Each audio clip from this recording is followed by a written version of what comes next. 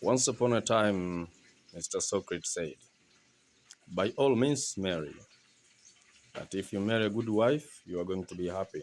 If you marry a bad wife, you will be a philosopher.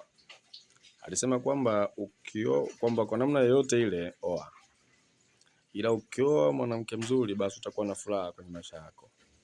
Lakini ukioa mwanamke mbaya, utakuwa mwana falsafa. Hizi ni sentensi za kifilosofia ambazo ni unahitaji akili nyingi sana kuzielewa. Kuwa mwana falsafa maana yake ni kwamba utakuwa mtu kufikiria sana. Yaani muda mwingi utakuwa mtu kufikiria. Kwa kifupi alikuwa anamaanisha kwamba utapata stress. Kwa hiyo unapotaka kuoa, brother, kuwa makini, usije kama mwana FA, usije kama mwana falsafa, usije kama mtu wa kuwaza sana muda wote. Usioe kwa sababu muda umefika, umri umefika.